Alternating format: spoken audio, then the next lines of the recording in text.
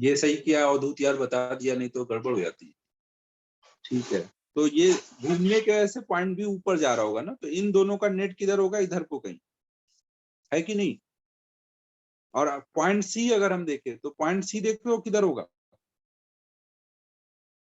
Point सी translational motion की वजह से आगे को, रोटेशनल मोशन की वजह से नीचे को, तो इन दोनों का नेट किधर आएगा, कहीं इधर को ना। देख लो कहीं पे भी अगर हमें IAR चाहिए तो हम देख लो क्या करें, कोई भी दो पॉइंट की वेलोसिटी बना लो, ये दोनों बना लो, ये दोनों बना लो, या ये दोनों बना लो, कोई भी दो पॉइंट की वेलोसिटी। अब इनके परपेंडिकुलर डालो, ए का परपेंडिकुलर कैसे जा रहा होगा, ऐसे जा रहा होगा। बी वाली वेलोसिटी देख लो इधर है, तो उसका परपेंडिकुलर कहां से जाएगा, ऐसे जा रहा होगा ना। देख रहे हो बच्चों, तो ये कहाँ कट कर रहा है, यहाँ कट कर रहा है ना, नीचे वाले पॉइंट पर। बच्चों दिख रहा है आपको क्या बोल रहा हूं मैं। आप दो से ज्यादा भी पॉइंट लोगे तो भी कोई फर्क नहीं पड़ेगा ना, दो पॉइंट में काम हो जाएगा, दो से ज्यादा भी रहेंगे तो भी आप सबका परपेंडिकुलर ड्रॉ करोगे, सब यही कट करेंगे। तो यहाँ पे हमारा IAR है।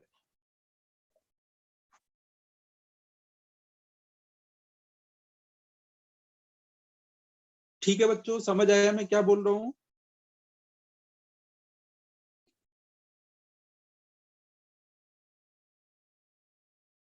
नोट कर लो इसको।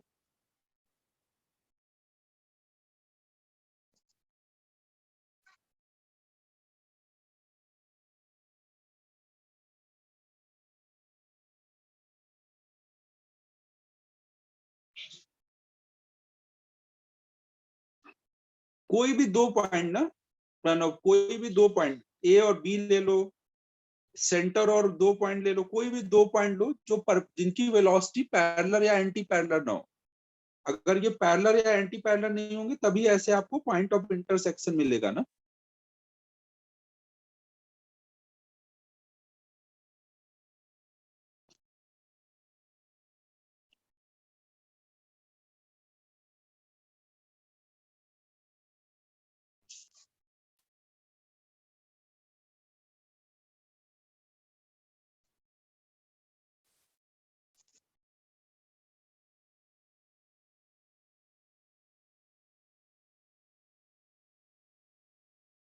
नोट हुआ।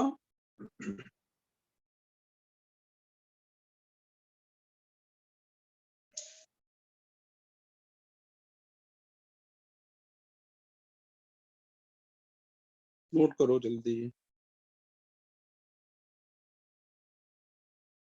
जो यहाँ पे हमने लिखा था उसको हमने यहाँ अप्लाई किया ना।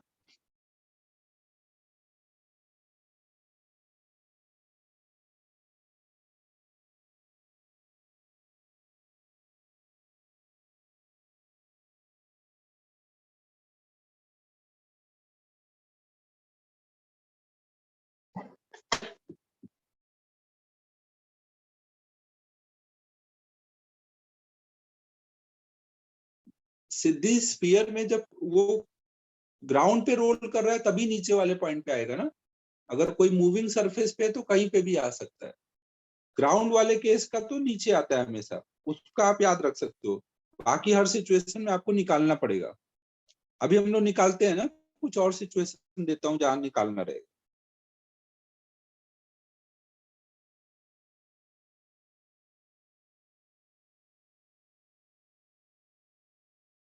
अब एक सिचुएशन देखो यहाँ पर,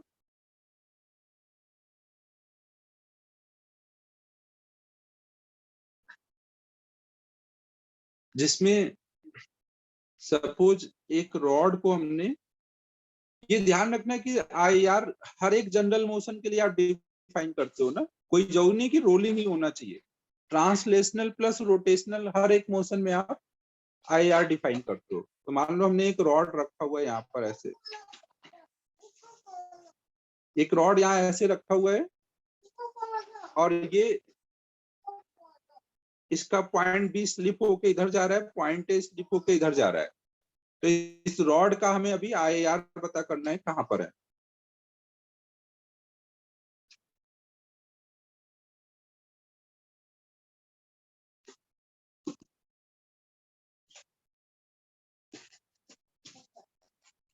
रॉड देख रहे हो, रॉड क्या हो रहा है, रॉड एक तो नीचे आ रहा है और ऐसे घूम भी रहा है ना, जब ये इधर जाएगा ये इधर, तो ये घूम भी रहा है रॉड, तो रॉड जनरल मोशन कर रहा है। इसका IR हमें फाइंड करना है। आपको कोई भी 2 पॉइंट की वेलोसिटीज का डायरेक्शन बनाना है और परपेंडिकुलर ड्रॉ करने हैं।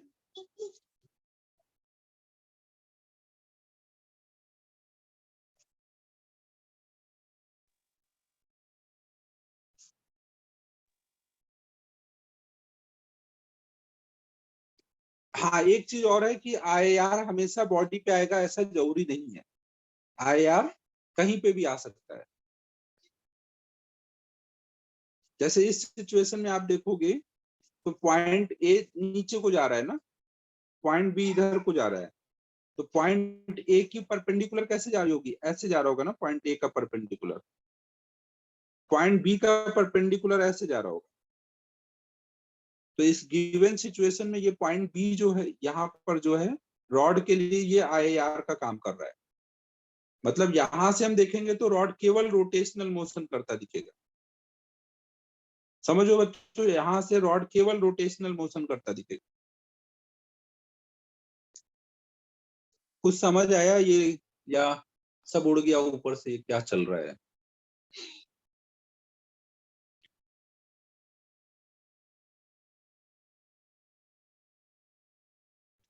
हमेशा हम ध्यान रखेंगे कि IR बॉडी पे भी आ सकता है और बॉडी के बाहर भी आ सकता है। तो ये पॉइंट हम लोग नोट कर लेते हैं ना, IAR में बी ऑन बॉडी और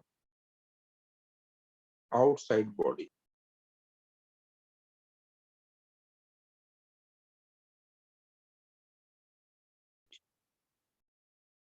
नोट कर लो।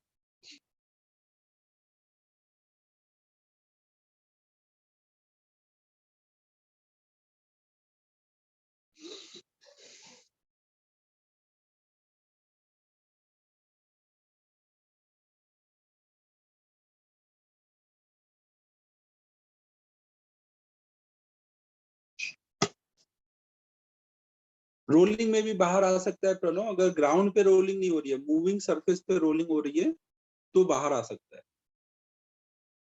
ग्राउंड वाले केस में तो ग्राउंड वाला पॉइंट ही आएगा, क्योंकि वो रुका रहता है ना, जीरो वेलोसिटी वाला पॉइंट रहता है हमेशा।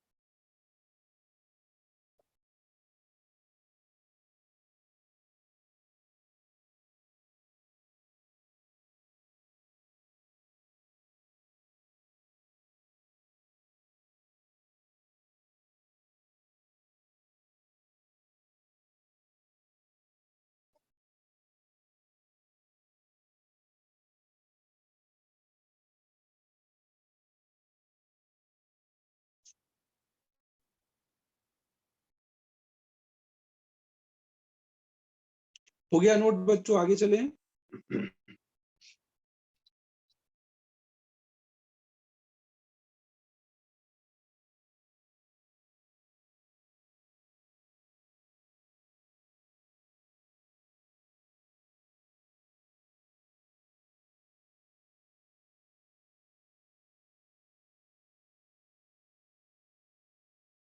बच्चों आगे चले, किसी को कोई दिक्कत है तो पूछ लो,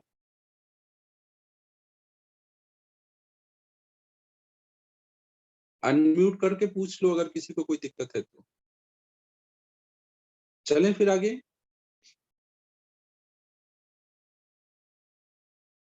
अब देखो सेकंड हम लोग सिचुएशन देख रहे हैं, जब हमें कोई 2 पॉइंट की वेलोसिटीज पता है लेकिन वो पैरेलल है।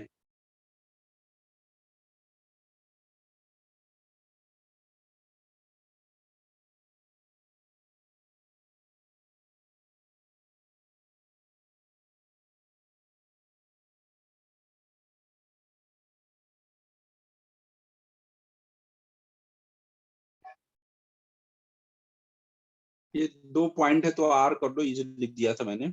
2 पॉइंट की वेलोसिटी पता है और वो पैरेलल है अगर,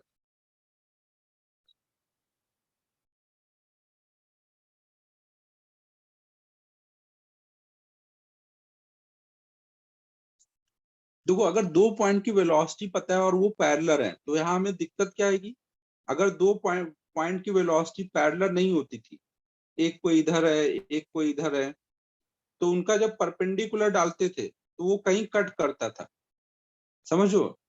अगर दो वेलोसिटीज पैरेलल या एंटी पैरेलल नहीं है तो उनका परपेंडिकुलर कहीं कट करेगा। लेकिन अगर दो वेलोसिटीज पैरेलल है तो इसका परपेंडिकुलर डालो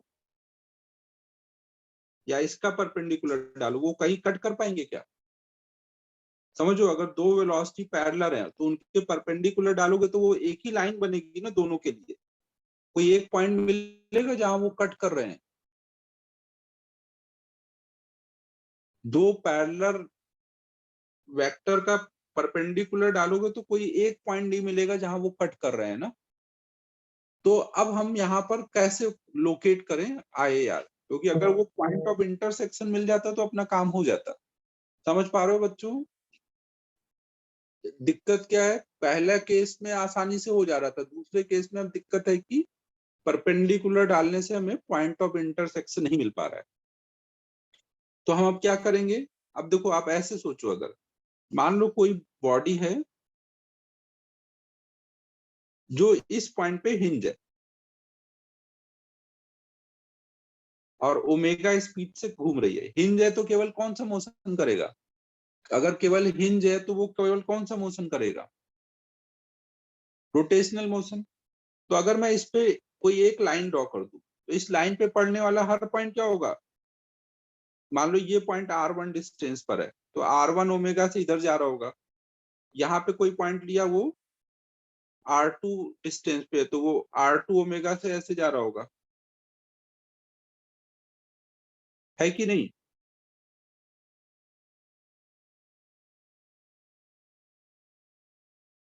ना, देख रहे हो बच्चों, जब दो वेक्टर पैरेलल हैं तो उनका दिख रहा है कि IR किधर होगा, एक्सिस ऑफ रोटेशन किधर होना चाहिए। जो ये पैरेलल लाइन दोनों वेलोसिटीज हैं उनके परपेंडिकुलर वाली लाइन पे ही होगा कहीं ना कहीं, है कि नहीं?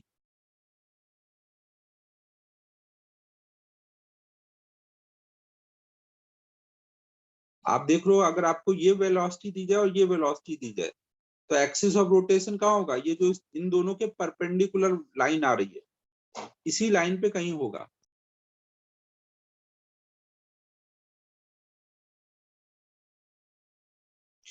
फिर देखो यहाँ पर जैसे जैसे हम एक्सिस से दूर जाएंगे, इस एक्सिस से जितना दूर जाओगे वेलोसिटी उतनी बढ़ेगी या कम होगी? अगर R बढ़ेगा तो वेलोसिटी बढ़ेगी या कम होगी? जैसे जैसे आप दूर जाओगे R ओमेगा में R बढ़ रहा है, ओमेगा तो सबके लिए सेम है तो V बढ़ता जाएगा ना। तो इसका मतलब आपको क्या समझ आ रहा है कि अगर मैं दो वेक्टर बना दूं तो एक्सिस ऑफ रोटेशन छोटे वाले वेक्टर की तरफ होगी या बड़े वाले वेक्टर की तरफ होगी? इस साइड होगी या इस साइड होगी?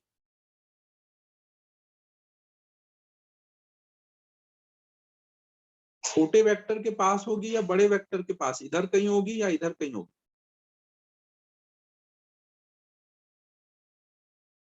छोटे के पास होगी ना, क्योंकि वहां से R कम होगा ना। V equal to R omega में जिधर R कम है उसके पास आएगा ना एक्सिस,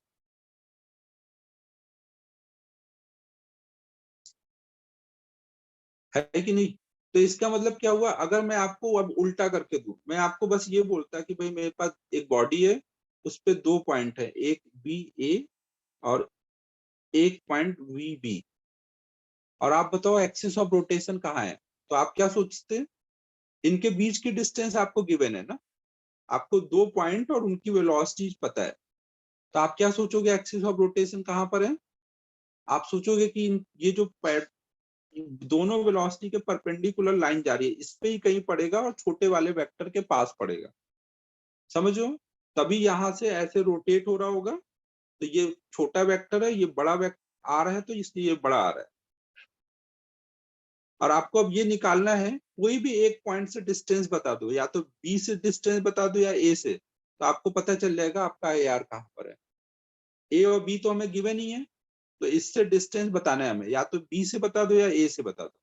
मतलब या तो आप R1 बता दो या R2 बता दो, ये मान लो R2 है और ये मान लो R1 है, या तो R1 R2 कोई भी एक पता चल जाएगा तो मतलब IAR पता चल गया, क्योंकि A और B तो हमें पता है ना, तो वहां से डिस्टेंस पता चल गई तो पता चल जाएगा IAR।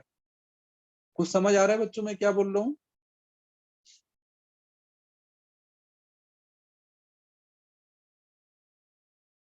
बच्चों समझ आ रहा है?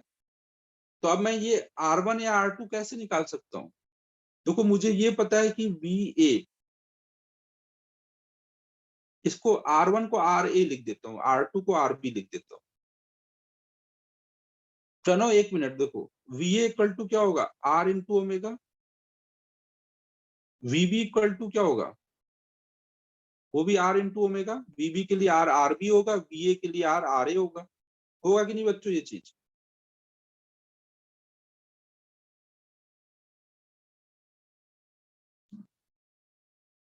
अगर मैं इन दोनों को डिवाइड करूं, इक्वेशन 1 को डिवाइड कर दूं इक्वेशन 2 से, तो RA बाई RB कितना आ जाएगा?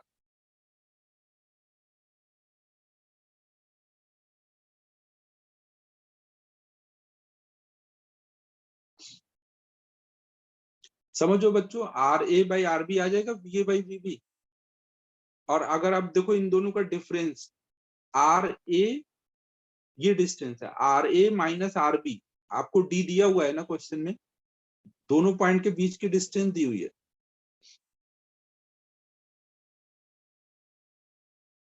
अब आपको RA RB का रेशियो पता है, ये तो पता था ना हमें, वेलोसिटी पता है मतलब हमें रेशियो पता है और डिफरेंस पता है, तो दो इक्वेशन दो अननोन, RA RB आ जाएगा।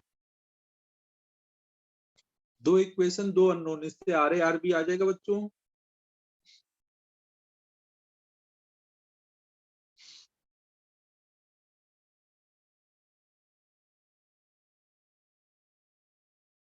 सभी लोग समझ गए क्या है? ये नोट करो, फिर इस पे एक सिंपल सा प्रॉब्लम करते हैं।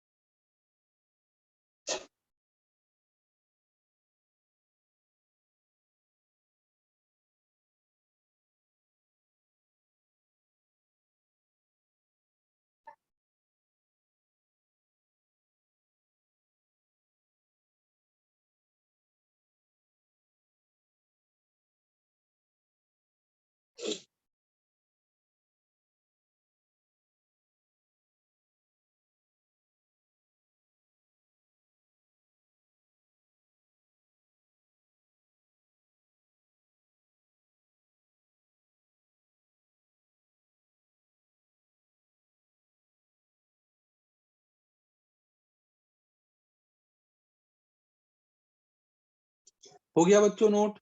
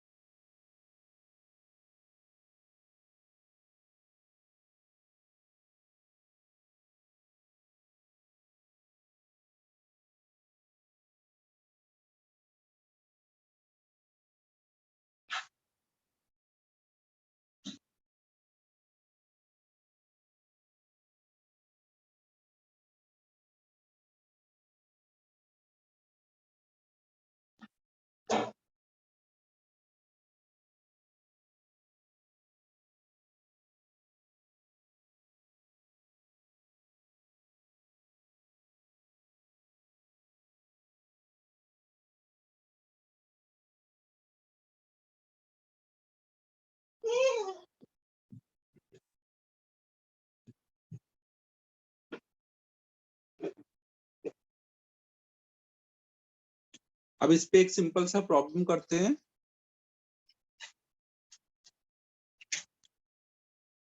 एक एग्जांपल लेके समझते हैं इस चीज को। एग्जांपल में जो हमें पता है हम वही एग्जांपल लेते हैं ताकि समझना आसान रहे।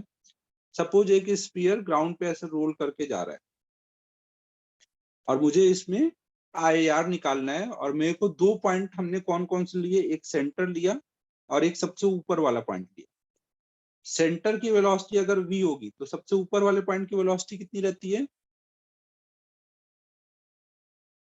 2v। तो हमें 2 पॉइंट की वेलोसिटी पता है और हमें अब इस सिचुएशन में पता करना है कि कहाँ पे IAR है। थोड़ी देर के लिए भूल जाओ कि आपको पता है कि ग्राउंड पे IAR होता है, थोड़ी देर के लिए भूल जाओ बच्चों ना,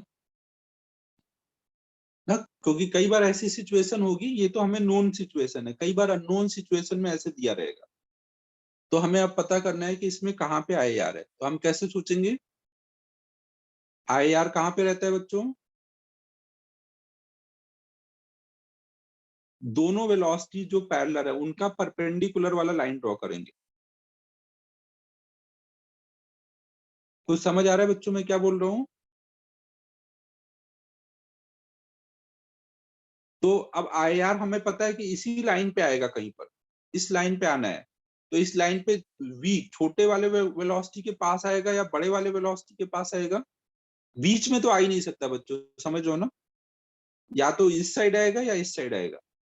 तो छोटे के पास, तो हमें नहीं पता अभी वो छोटे के पास कहाँ पर होगा, तो हमने मान लिया कि थोड़ी देर के लिए वो कहीं यहाँ पे आ रहा है, इससे कुछ R1 डिस्टेंस पे और इससे कुछ R2 डिस्टेंस पे। ठीक है बच्चों, ए और बी के, ये मान लो पॉइंट ए है, ये पॉइंट बी है, इसको RA बोल देते हैं, इसको RB बोल देते हैं। और इन दोनों पॉइंट के बीच का गैप तो पता होगा ना, सेंटर और ऊपर वाले पॉइंट के बीच का गैप हमें पता रहता है ना, डी की वैल्यू कितनी है यहाँ पे, रेडियस के बराबर।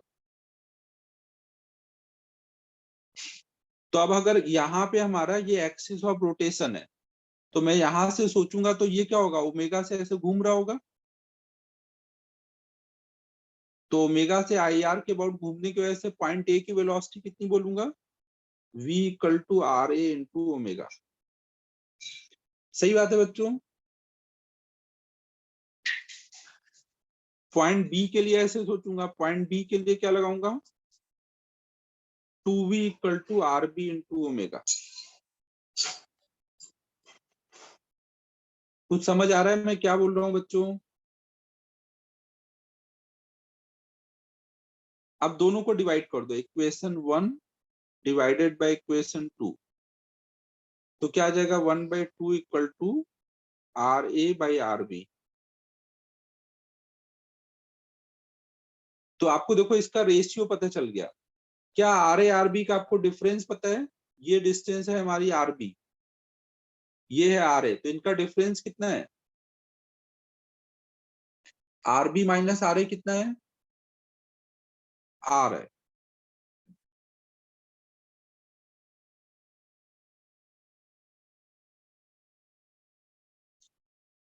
अब हमें डिफरेंस पता है और रेशियो पता है ना, इसको कैपिटल R लिख देता हूँ। यहां से हम बोल सकते हैं RA की जगह 2RA इक्वल टू RB ना, क्रॉस मल्टीप्लाई कर दो, 2RA इक्वल टू RB ना, तो RB की जगह हम लिख सकते हैं 2RA, नहीं यहाँ RB की जगह हम लिख सकते हैं 2RA।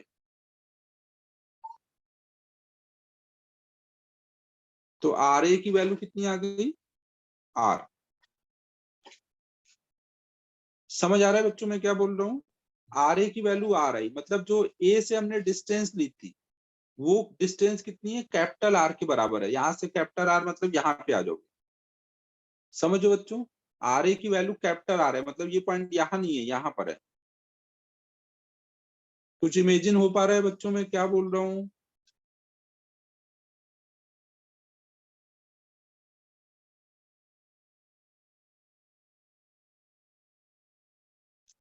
हमें पॉइंट ए से हमें डिस्टेंस मिल गई, RA की वैल्यू R के बराबर है, मतलब हमारा यहाँ पर IAR है, यहाँ पे होना चाहिए था, हमें पता ही है।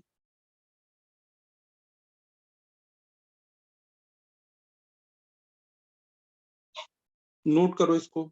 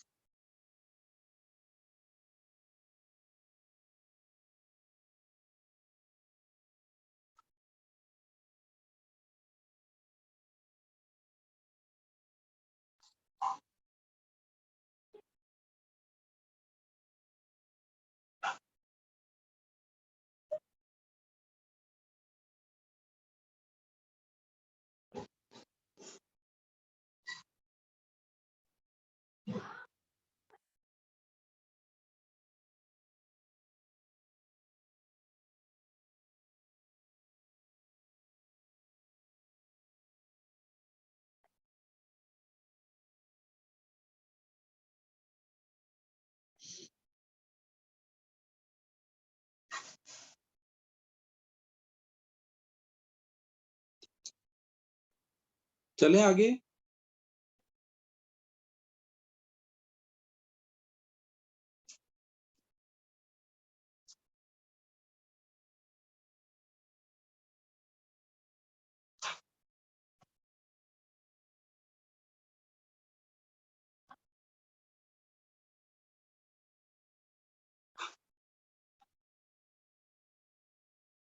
क्रिस, बीच में आने वाला जो पॉइंट है मैं अभी समझाता हूँ तुझे ना, अगला केस वही रहेगा ना।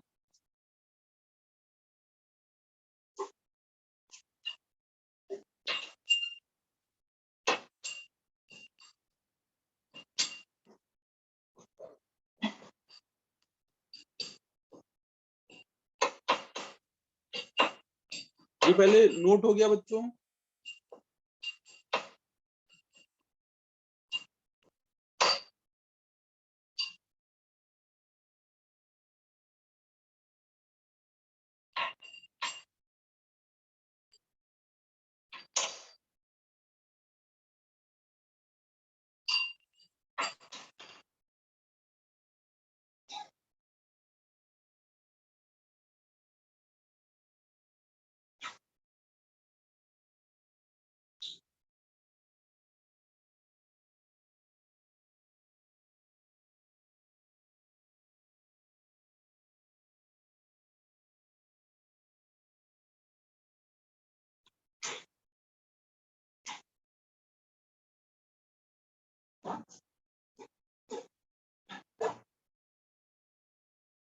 दो बैच तो मैंने नहीं बोला था यार ऑफलाइन में करने का।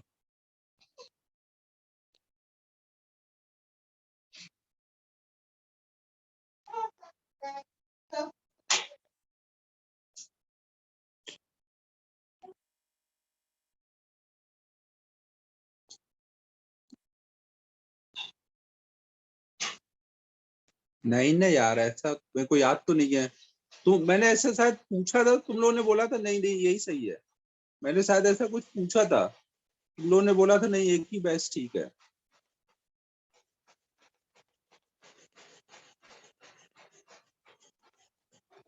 चलो वो क्लास में डिस्कस कर लेंगे ना, क्लास में डिस्कस कर लेंगे, अगर लगेगा कोई दिक्कत है तो सोचेंगे। चलो देखो इधर बच्चों,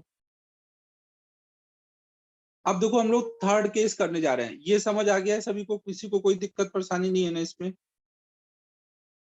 सेकेंड केस में किसी को कोई दिक्कत नहीं है ना बच्चों? आगे चलें।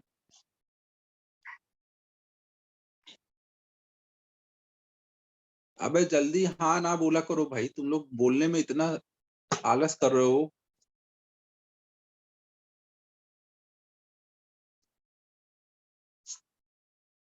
इतना बोलने के बाद भी दो बच्चों का हाँ है यार। फटाफट हाँ बताओ जल्दी।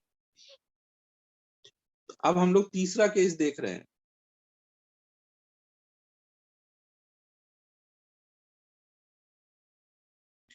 इसमें स्टेप्स ने ये चीजें आपको ध्यान रखनी है। स्टेप्स क्या क्या लिखने हैं इसमें? आपको ये दो पॉइंट करने रहेंगे हमेशा। कोई भी दो पॉइंट जो उनकी वेलोसिटी पता है, उनकी वेलोसिटी ऐसे लिखनी है, डिवाइड करना है, दो इक्वेशन बनाना है, एक ये वाला और एक ये वाला।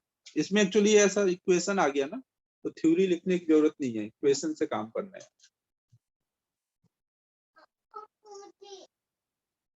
मामा को मामा को बोलो भी, तो मामा को बोलो जल्दी जाओ, पापा भी बिजी है। देखो बच्चों, अब नेक्स्ट पॉइंट हम लोग देख रहे हैं।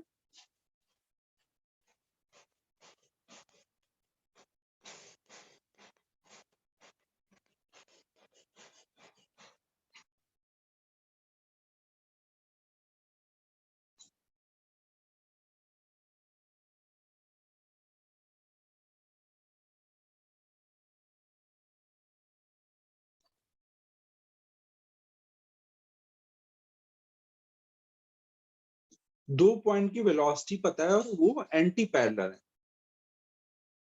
पिछले केस में पैरेलल थे। अब देखो एंटी पैरेलल वेलोसिटीज कब मिलती हैं? अगर मान लो हम कोई बॉडी ले लें, इसको मैंने यहाँ हिंज कर दिया और ऐसे घुमा रहा हूँ, हिंज किया है ना, केवल रोटेशनल मोशन हो रहा है। अगर केवल रोटेशनल मोशन हो रहा है तो इधर के सारे पॉइंट क्या हो रहे होंगे, ऐसे जा रहे होंगे ना, है कि नहीं? और दूसरे साइड के सारे पॉइंट क्या हो रहे होंगे, ऐसे जा रहे होंगे। समझ पा रहे हो बच्चों? अगर ये ऐसे घूम रहा है तो इधर के सारे पॉइंट इधर डायरेक्शन में जाएंगे और इस साइड के सारे पॉइंट ऐसे जा रहे होंगे। तो अब आप देख रहे हो कि अगर एक वेक्टर इधर है और एक वेक्टर इधर है तो उस टाइम पे एक्सिस ऑफ रोटेशन कहाँ मिलेगा, बीच में कहीं मिल रहा होगा। बीच में होगा तभी ना, ऐसे घूमने पे एक पॉइंट इधर जाएगा और एक पॉइंट इधर जाएगा।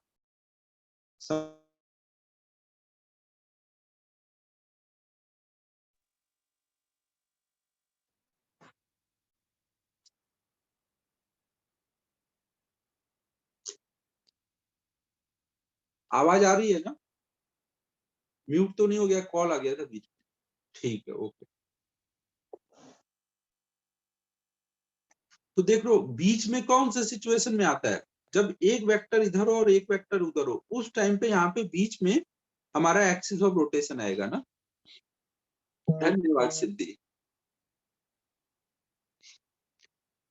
समझ पा रहे हो? जब दो वेक्टर एक ही डायरेक्शन में होंगे, इधर इधर, तो उस टाइम पे एक्सिस ऑफ रोटेशन यहाँ है ना, दोनों वेक्टर के एक ही पॉइंट डायरेक्शन। बीच में कब आता है, जब एक वेक्टर इधर है एक वेक्टर इधर, तब बीच में आएगा कहीं।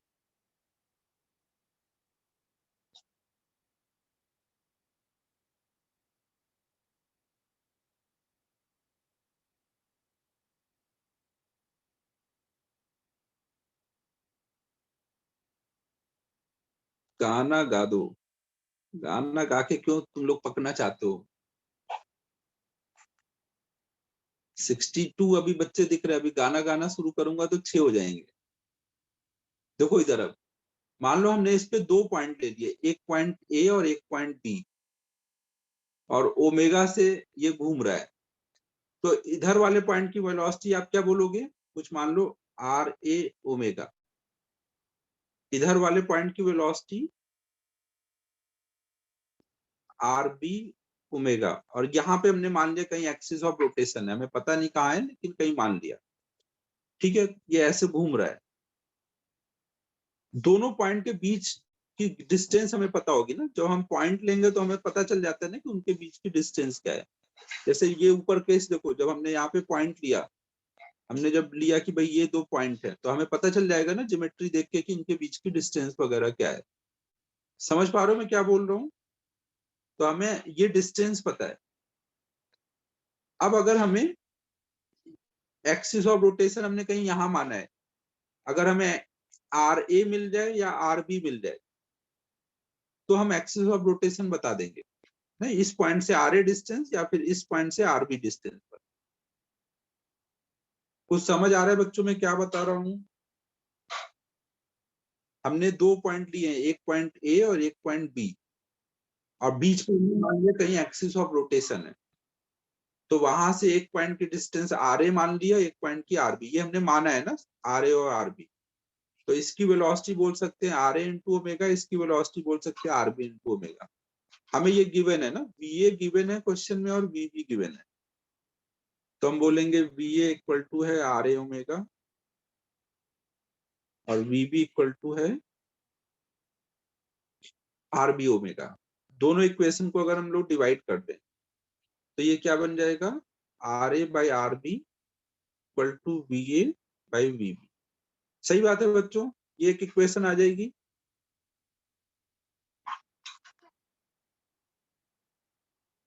फिर हमें आर ए आर बी में और कोई इक्वेशन पता है, आर ए और आर बी में और कोई इक्वेशन पता है हमें?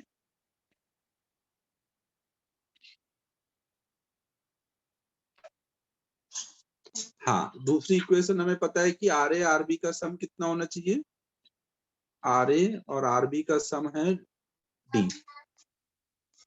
तो अब हमारे पास ये दो अननोन है, दो इक्वेशन है, इससे आर ए आर बी आ जाएगा। आर ए आर बी आएगा तो उससे हम बता सकते हैं कि आई ए आर कहाँ पर है।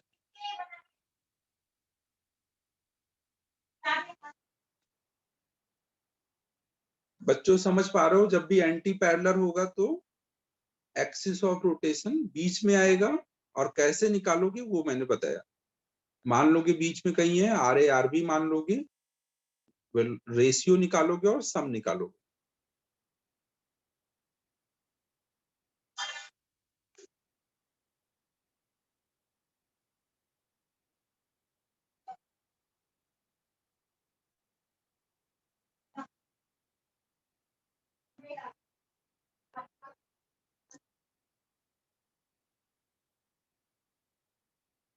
इसको नोट कर लो।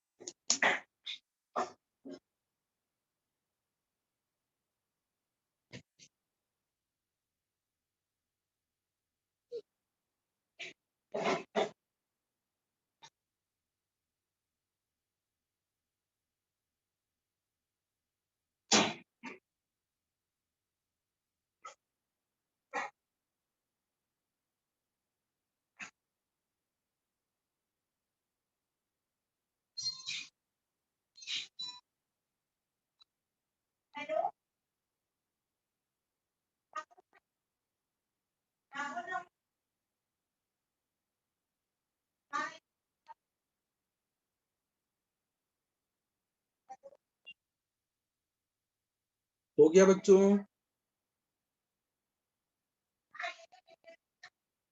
हाँ हाँ, मैं दोनों ग्रुप पे PDF सेंड कर दूंगा।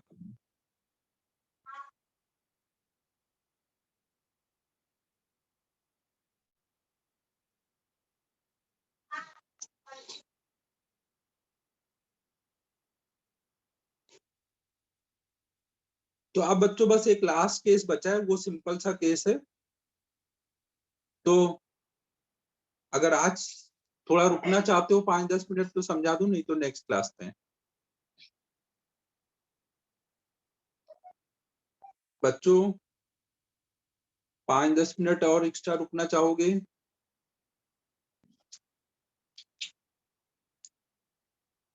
ठीक है, तो चलो हम लोग लास्ट केस और एक कर लेते हैं।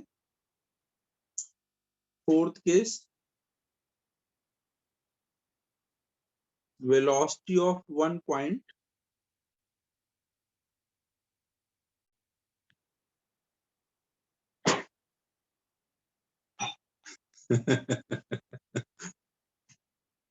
velocity of one point and angular velocity या angular speed, angular velocity is known, velocity are known।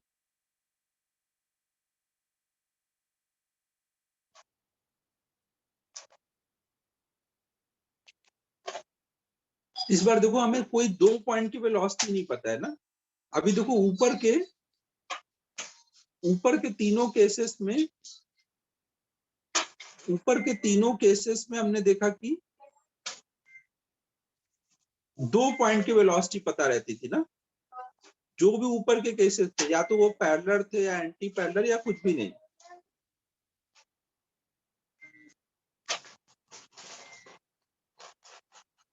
समझो बच्चों, कोई भी दो पॉइंट की वेलोसिटी हमें पता रहती थी। इस बार हमें एक ही पॉइंट की वेलोसिटी पता है और एंगुलर वेलोसिटी पता है। एंगुलर वेलोसिटी और एक पॉइंट की वेलोसिटी पता है। तो जैसे मान लो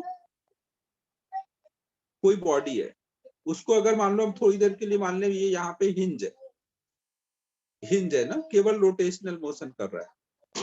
तो कोई भी पॉइंट की वेलोसिटी यहाँ से r डिस्टेंस पे अगर हम देखें तो क्या हो रही होगी? अगर वो ऐसे घूम रहा है तो वो कुछ ऐसे जा रहा होगा v वेलोसिटी से, और v इक्वल टू आप क्या बोलोगे? r ओमेगा, है कि नहीं बच्चों? v equal to r omega हो रहा होगा। तो r इक्वल टू आप क्या बोल सकते हो? r equal to v by omega बोल सकते हैं ना, है कि नहीं बच्चों? r equal to v by omega. अब इसका उल्टा सोचो, थोड़ी देर के लिए मान लो कि आपको नहीं पता है कि ये बॉडी कहाँ पे हिंज है, मतलब कहाँ पे इसका IAR है। आपको v दिया है और ओमेगा दिया है और बोला जाए कि बताओ भाई यहाँ पे कहाँ पे ये एक्सिस ऑफ रोटेशन है। तो आप क्या सोचोगे, वेलोसिटी से परपेंडिकुलर वाली लाइन पे ही होना चाहिए, समझो। तो मान लो आपने एक लाइन बनाया, फिर आप सोचोगे अगर यहाँ पे लेंगे तो ऐसे घूम रहा होगा, अगर तो इधर वी आ रहा होगा, तो उससे रिलेट कर लोगे ना कि ऐसे अगर घूम रहा है बॉडी, ओमेगा दिया है डायरेक्शन, तो वी अगर इधर आएगा तो इसका मतलब यहाँ कहीं होगा, तभी ना ऐसे घूमने पे वी इधर आ पाएगा। कहीं आप इधर मान लोगे आई आर है, अब वी पता है ओमेगा पता है, V equal to R omega formula लगा के आर निकाल लोगे यहाँ से कितनी दूरी पर आ रहा है। कुछ समझ पा रहे हो मैं क्या बोल रहा हूँ? अगर v दिया और ओमेगा दिया तो v equal to R omega लगा करके हमें वहां पे पता करना रहेगा कि कहाँ पे हमारा आई आर है। अब इसका एक एग्जांपल देख लो छोटा सा।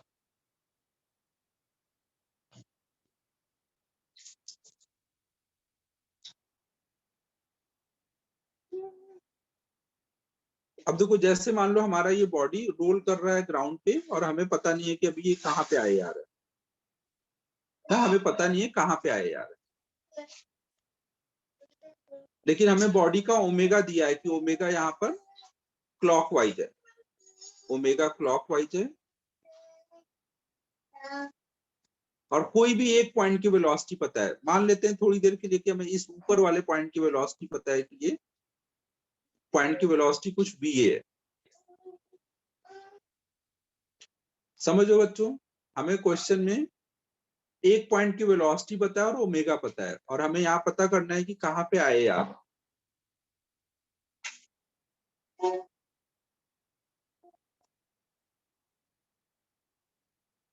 ठीक है, तो अब हम लोग क्या सोचेंगे, हम वेलोसिटी पे परपेंडिकुलर लाइन बना देंगे, उस परपेंडिकुलर लाइन पे ही हमारा एक्सिस ऑफ रोटेशन आएगा ना। आप यहाँ पे एक परपेंडिकुलर वाली लाइन बना दोगे। अब देखो, इस लाइन के या तो नीचे वाले साइड में, इस वेलोसिटी वाली लाइन से या तो नीचे वाले साइड में आई आर होगा या ऊपर वाले साइड में होगा। तो मैं थोड़ी देर के लिए मान लेता हूं कि किसी ने बोला कि भाई यहाँ पर है आई आर, तो इस पॉइंट से ये पूरी बॉडी क्या करती दिखेगी,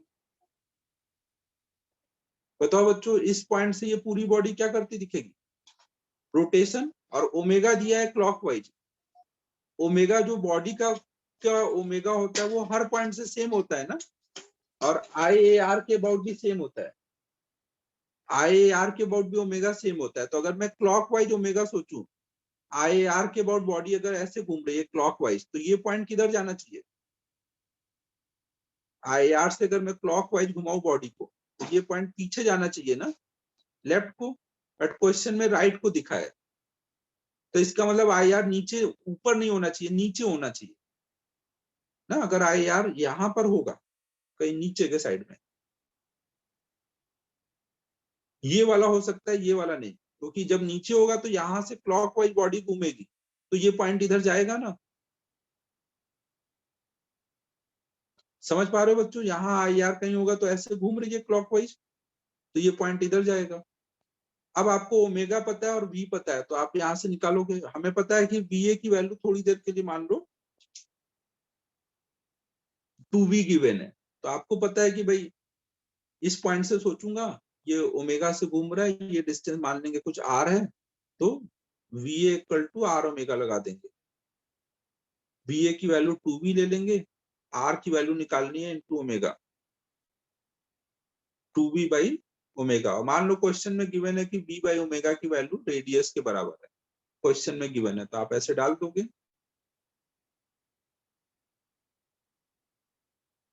2r।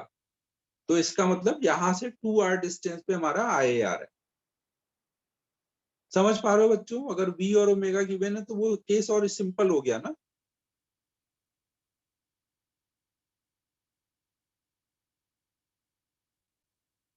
चौथे केस में बस एक चीज याद रखनी है कि v equal to R omega लगा करके r की वैल्यू निकाल देनी। तो ये अपने सारे केसेस हो गए आई आर निकालने के। अब इनको यूज करना हम लोग नेक्स्ट क्लास में सीखेंगे कि इनको यूज कैसे करते हैं। अब थोड़ा ही बचा है, नेक्स्ट क्लास में इस पे प्रॉब्लम करेंगे आई आर पे, फिर एक क्लास एंगुलर मोमेंटम, एक या दो क्लास लगेगी, एक क्लास टॉपलिंग नेक्स्ट वीक, और अभी निकल जाएगा रोटेशन। थोड़ा स्लो ही चल रहा हूँ क्योंकि ये चीज समझाना ज्यादा जरूरी है। ये थोड़े टॉपिक समझाने के हिसाब से थोड़े से अच्छे चीजें हैं, कॉन्सेप्चुअल है, इनको धीमे ही समझाना बेटर है। TWT में IAR तक, मतलब IAR के जस्ट पहले तक मान लो, IAR का बेसिक कुछ आ सकता है, नहीं तो नहीं आएगा, उसके पहले तक का ही आएगा।